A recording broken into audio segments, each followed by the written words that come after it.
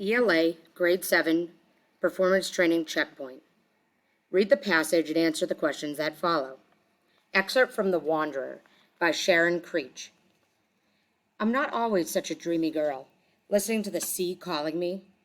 My father calls me three-sided Sophie. One side is dreamy and romantic, one is logical and down-to-earth, and the third side is hard-headed and impulsive. He says I am either in dreamland or earthland or mule land, and if I ever get the three together, I'll be all set.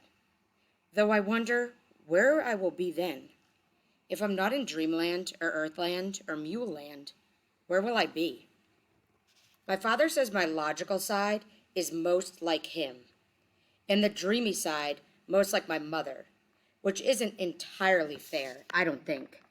My father likes to think of himself as a logical man, but he is the one who pores over pictures of exotic lands and says things like, "We should go on a safari," and "We should zip through the air in a hot air balloon." And although my mother is a weaver and spins silky cloths and wears flowing dresses, she is the one who gives me sailing textbooks and makes me study water safety and weather prediction and says things like, "Yes, Sophie, I taught you to sail, but that doesn't mean I like the idea of you being out there alone on the water. I want you to stay home, here, with me, safe." My father says he doesn't know who my hard-headed mule side resembles. He says mules don't run in the family. I am 13, and I am going to sail across the ocean. Although I would like to go alone, flying over the water, I'm not. My mule self begged a place aboard a 45-foot sailboat with a motley crew, 3 uncles and 2 cousins. The uncles, Stu, Mo, and Doc, are my mother's brothers, and she told them, "If the slightest harm comes to my Sophie, I'll string you all up by your toes." She isn't worried, although maybe she should be, about the influence of my cousin Brian. Quiet, studious, serious Brian. But she frets over the bad habits I might learn from my other cousin Cody. Cody is loud, impulsive, and charming in a way my mother does not trust. He's too charming, she says, in a dangerous sort of way. My mother isn't the only person who is not thrilled for me to take this trip. My uncles, Stu and Mo, tried their best to talk me out of it. "It's going to be a bunch of us guys doing guy things, and it wouldn't be a very pleasant place for a girl. And wouldn't you rather stay home, Sophie, where you could have a shower every day? And it's a lot of hard work." And yakety yak they went.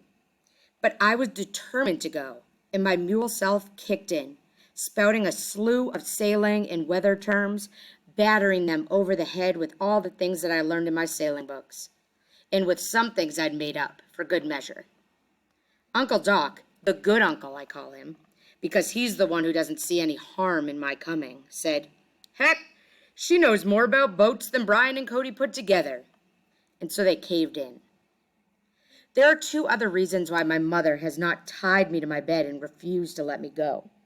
The first is that Uncle Doc gave her an extensive list of the safety provisions aboard the boat, which include satellite navigator, the global positioning system.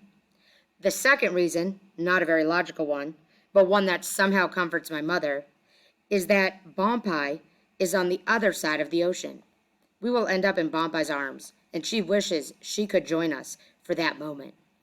Bompai is my grandfather, my mother's father, and also Uncle Doc, Stu, and Mo's father. And he lived with my parents for many years. He's like a third parent, and I love him because he is so like me. He's a man of 3 sides, like me, and he knows what I'm thinking without my having to say it. He is a sweet man with a honey tongue, and he is the teller of tales. At the age of 72, Bompai decided to go home. I thought he was already in his home, but what he meant by home was the place where he was born, and that place was the rolling green hills of England. My father was wrong about mules not running in the family. When Bompai decided to return to England, nothing was going to stop him. He made up his mind, and that was that. and he went off. Bye-bye, Bonpai. All right, go ahead, pause, and do your genre-based thinking job. Welcome back. All right, number 1. What is Sophie's view of her parents in paragraphs 1 through 3? A. Her parents spend too much time trying to understand her. B. Her parents do not pay enough attention to what she's thinking. C. Her parents are becoming more like each other as time goes on. D. Her parents both have a logical and a dreamy side. 2. How are paragraphs 1 through 4 of the passage connected to paragraph 5? A. The narrator gives information about herself and her parents before she tells her age and her plans. B. The narrator suggests that her parents have disagreed about what she wants to do before she tells what that is. C. The narrator explains that she is confused about herself before she tells why this is true. D. The narrator hints that she has made a difficult decision before she explains what she is trying to decide. 3.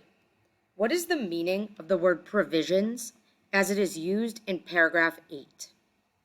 A. Ideas. B. Supplies. C. Gifts. D. Rules. 4. Which 2 sentences best express Sophie's view of Bonpai? A.